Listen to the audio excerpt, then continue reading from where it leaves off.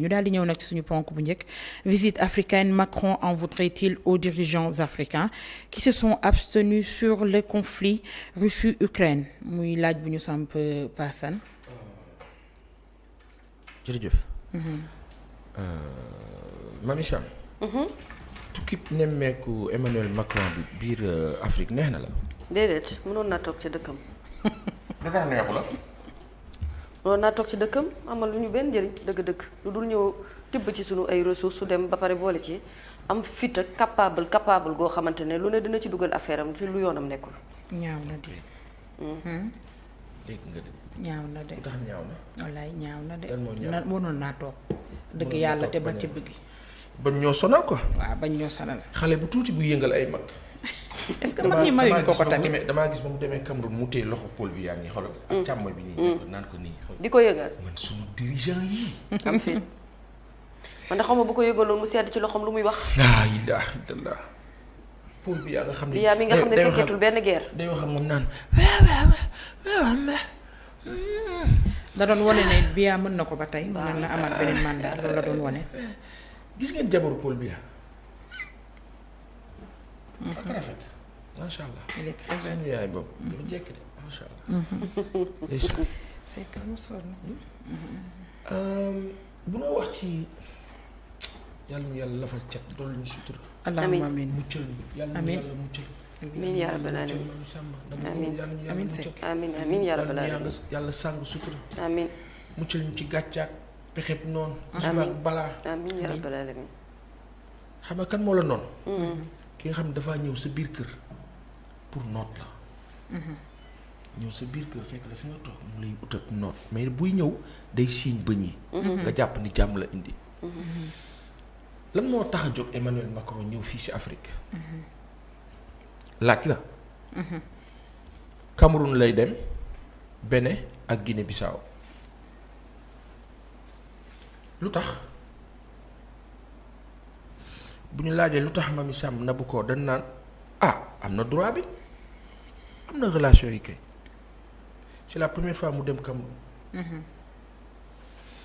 dafa am loo xam ni ku na wax Ousmane Sonko da kaa wax ca gétt Ndar. muy wax bu diis boo xam ni c'est passé presque inaperçu te xaw ma lu tax presse bi. la presse sénégalaise waxu si. loolu jaaxal na ma. par contre Walfadjri en a bien parlé dëgg yàlla. ils en ont bien parlé et bien débattu Ousmane Sonko da ne Sénégal mooy troisième puissance gazière du monde. maanaam gaz bi nekk Sénégal moo ëpp bu Qatar moo ëpp bu Libye. loolu de suñu nguur waxu na ko xaw ma def nu kaa nëbb wala daf kaa fàtte. wala xëy na dafa amul njëriñ ci moom jàpp na ne. nga signé un pourcentage affaissant 90% nga jox ko nasaraan dese 10%. bu nu waxee nag mu ne non ni ngeen koy expliquer du noonu parce que il faut détailler sur les nangam des trucs techniques.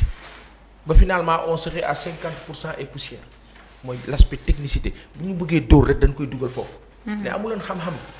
bu ñu bëggee dóor fa lañ koy dugal. loolu nga xam ne Ousmane Sonko wax na ko.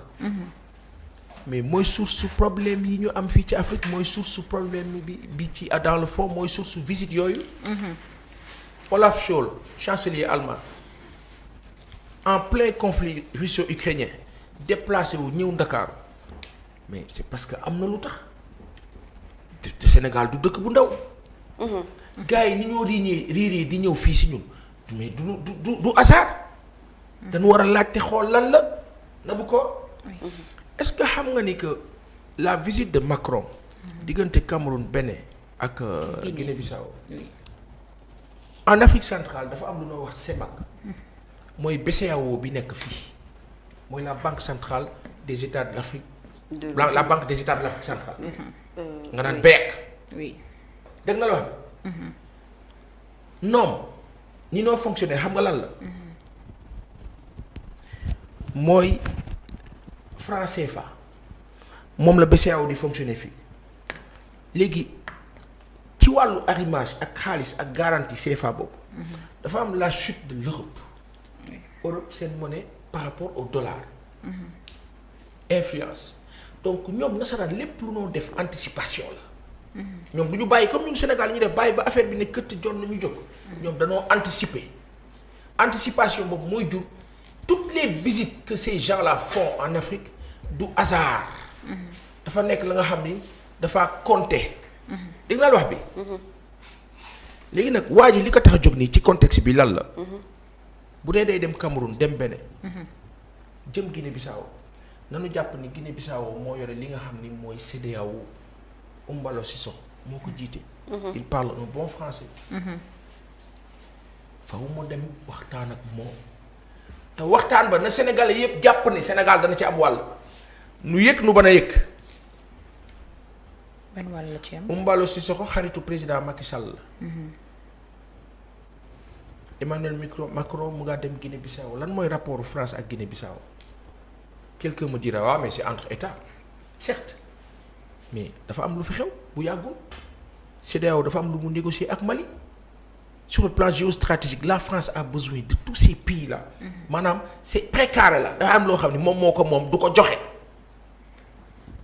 ma déglu Macron muy wax ak Paul Biya ca point de presse ba ma am tristesse xam nga lu Macron wax mu ne la Russie dafa nekk di wax lu dul dëgg biir Afrique di manipuler mooy comme yooyu comme débat yam Sénégal rek da ngeen di manipuler nguur gi naan da ngeen di manipuler ñeneen ñi naan da ngeen di manipuler.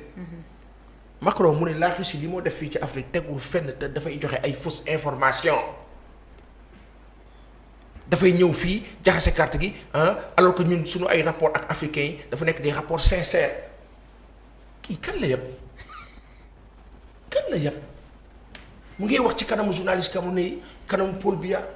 Paul Biya di acquiescer et plus grave Macron qui dit que africains yi en tout cas dirigeants africains yi c'est-à-dire que moom son souhait aurait été que africains yi affirmé wu ànd ak l'OTAN ànd ak Ukraine contre la Russie.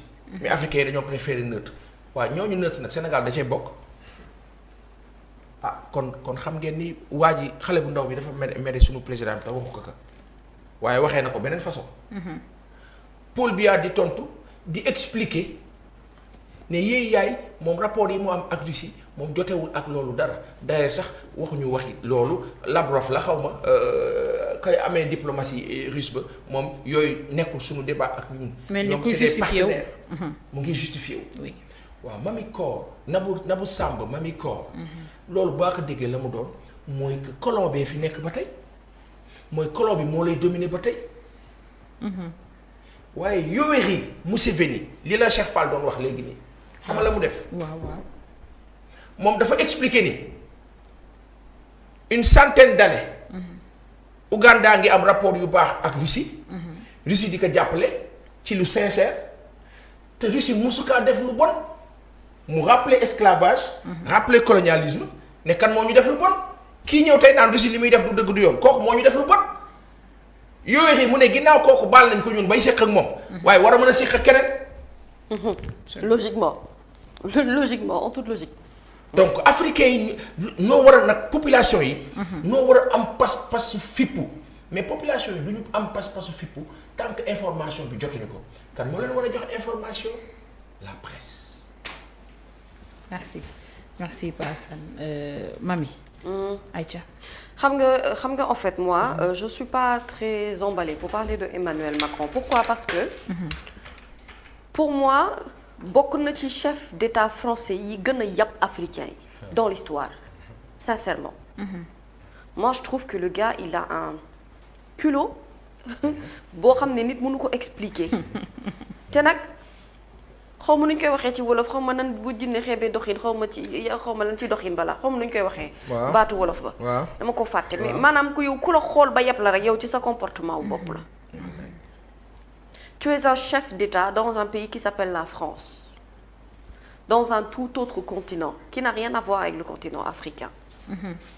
tu ne peux pas toi en tant que chef d'État d'un pays qui s'appelle la France am autorité wu na yow da nga bëgg a diriger. ñi nekk fii Afrique ba di leen def jox sax tànneef ci ñoom seen taxawaay ak fu ñu war a far ak fu ñu warta far loolu yabel la.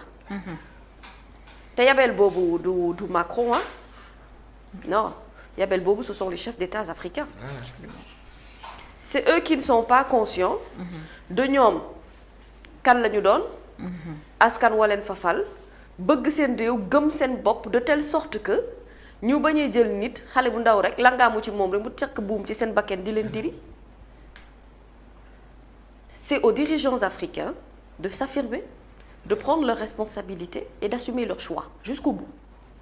Parce que tànneef moom boo koy jël da nga koy jël ba mu jeex.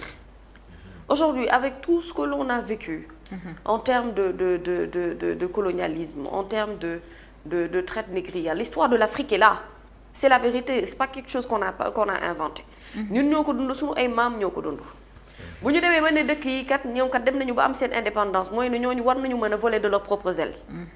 waaye boo dee naaw ma téye sa benn laaf est-ce que sa naaw dina sori waaw ku ne amul sañ-sañu tànn sa ay partenaires. Pourquoi dans une guerre boo xamante ne concerné wul continent africain ñu war a mën a jël guerre boobu ne na ko Afrique guerre pour lan ñun amuñu suñu ay guerre yu ñu doy mais nous on a nos problèmes à régler. On a nos soucis économiques à régler. On a nos problèmes de santé à régler en Afrique. Eux-mêmes, de toute façon, tous les organismes internationaux wax nañu ne Afrique dafa menacée par la famine. kon ñun amuñu lu ñu doy. Donc ce qui veut dire que nous, quand on réfléchit stratégiquement, on réfléchit ci ay efforts yoo xamante ne nii mën na jëmee continent africain kanam. Et puis bu ñu dee def évaluation rek taxaw seetlu ci partenariat bu France am ak Sénégal en réalité quel est l'apport? Ok, on élargit le continent, je veux dire la France et le continent africain. Bu ñu doon élargir est-ce que ban apport bu positif la à part des dettes, à part à la limite presque une certaine orientation. Non, il n'est pas normal qu'un chef d'État war a jóge fële parce que soi-disant moo ëpp ay moyens. Soi-disant dafa war a apporter soutien non seulement politique mais soutien bu mu mënti doon en termes de partenariat d'échange et de win-win que nga ñëw war ma dicter man ba ma war a mën a justifier mes choix et mes raisons. Tout le monde a le droit de choisir qui est le meilleur partenaire avec qui évoluer et avec qui avancer sans pour autant rendre compte qui que ce soit. Mais problème bi man sunu ay chef d'État africain man la mere goo xam ne amul limite. Parce que suivisme bi il faut mu dakk. Il faut que dans notre esprit ñu dindi ci esprit wu mouton de panurge. Loolu il faut mu dañ ci sunu ay bopp c'est-à-dire il faut ñu gëm sunu bopp xam ne au moins am na loo xamante ne yàlla defal nañu ko fii ci continent africain bu ñu dee booloo nañu booloo ñun entre nous. Qu'on se soutienne entre nous. Si on a besoin d'appui ou de soutien ailleurs, on a le droit de choisir si c'est la Russie, si c'est l'Union européenne ou si c'est les États-Unis sans pour autant rendre compte qui que ce soit. bañ a nekk des suiveurs. Mais loolu fulla ak fayda la laaj. fulla ak fayda. mais na dem Mali wax fa li mu fay wax ni du gënee la bëgg a dem pourquoi du dem Mali. na fa dem parce que foofu amatuñ fa dara. junte militaire baa nga ko fay na dem. amatuñ fa dara. ñoom ñi leen boole dajale leen seen ay soldats ak seen i bagages ne leen génn leen. xam nga ñooñu dawuñu. mais et puis insultez pas Assane l'intelligence des Africains. mënta weesu nga ñëw taxaw comme tu dis dans un point de presse. tu es face à un chef d'État et tu dis que la Russie manipule les Africains donc les Africains amuñu xel pour xalaat ba ñu leen di bàyyi ñu leen di manipuler comme des petits enfants. On ne réfléchit pas. Depuis l'époque du colon. Désolé. Bu fekkente ne gis-gis gi foofu la ce qui veut dire que donc en réalité le gars pense que nous ne sommes pas dotés de cervelle. Kon ñun amuñu xel duñu réfléchir. te loolu mais loolu mooy problème bi mais li muy wax noonu moom il n'a qu'à aller le dire à Vladimir Poutine. Et puis ñëw na dem jàkkaarloog ba borom Russie bi wax ko. Faire une visite. Ah na dem. la ñu waxoon moom kay moom Poutine moom mu ngi fi rek di écarter nga tëj. moom mu ngi fi rek. boo ñëwee mu wan la doole moom boo ñëwee. wan la sa doole ni mu toll. nga war ko wan sa doole mu nee na mu tëj. waa na dem. nga war a waxtaanee laaj. xam nga débat bi nag ñoom. en réalité mu yemale la. parce que coow li lu mu bëri yëpp soutien lu mu mën di bëri yëpp. man je n'ai pas vu personnellement. c'est-à-dire benn échange wala benn rencontre bu am ci diggante Emmanuel Macron ak Vladimir Poutine vous avez vu vous. moi j'ai pas vu personnellement. ba mu amee. donc ba mu amee xam nga Macky Sall dafa toog nii. Poutine toog nii. bu Macron ba xam nu mu demee. Poutine da kaa aj na le toogal fee. moom toogal fee xoolal waaja la wax Poutine naan ko nii waaja la wax naan nii yoo fi nekk rapport de force la. àggalin. mais dama xam ne kat. waxal li la metti waxal li lay kii wax ka. non dama xam ne kat wax dëgg yàlla charité bien ordonnée commence par soi-même yow am na loo xamante ne boo koy kaas pourquoi prendre ton vol aller jusqu'à aller voir les chefs d'État africains et puis foofu ngay dénoncer yow le fait que oui Russie en fait propose une aide à l'Afrique si ça te dérange autant et justement ci problème mu guerre Ukraine bi dëgg la c'est vrai ils ont peut-être pris une prise de position mais encore je veux dire nuancé naka ko wax Vladimir Poutine mais pourtant il n'est pas difficile d'accès je pense da ko demander rencontrer comme ni ko Macky Sall defee pour question céréales moom Macron da ko dem rencontrer ji ne ko bon léegi moi mon problème c'est que nous on a toujours eu un partenariat avec le continent africain gis naa ne yow Russie yaa ngi ciy dugal sa loxo dama bëgg nga génne ci sa loxo waaw loolu mais yabul Poutine ñun la yab ñun lay ñëw fii ñun ci suñu ay chefs d'État africains naan ñu non ne vous laissez pas influencer comme si on n'est pas doté de cervelle nous on réfléchit pas quoi nous ñun amuñu xel amuñu xalaat. Poutine de accueillam rek moom nag neex na jote mais accueillam rek dàq na taf fit gi mu am ci continent africain gi dama ne wallahi Afrique moo ko may. oui. africain moo war a gëm boppam. africain moo war a seet fi avantage am nekk mu nekk fa nabu africain moo war a xool fi njëriñu peuple am nekk mu nekk fa africain moo war a sauvegarder ay richesse am yi mu am yaa ngi dégg africain moo war a sukkandu ci loolu et surtout africain bi moo war a arrêter nekk l'ennemi de l'africain pour qu'on puisse avancer parce que tant que vraiment ñu ngi continuer ci logique bii nii xoolal c'est-à-dire que moom porte d'ouverture la sax pour ku ñu bëggul woon yab sa jaaraale fa amaale fa porox ndoolu yabaale Afrique et pourquoi au nom de quoi ci loo xamante ne yow lu xew ci sa dëkk yal nay jàmm mais bu dee safaan wi yow Afrique fii ngay ñëw tibbee je suis désolée mais on est tout sauf un continent boo xam ne dañoo war a yàpp dañoo war a diriger par le bout du nez naan ñu xool leen gauche ñuy xool doon di orienter ñun suñu vision fu mu war a poser on a le droit d'être avec qui on veut et de choisir le partenaire avec qui on veut évoluer. Merci.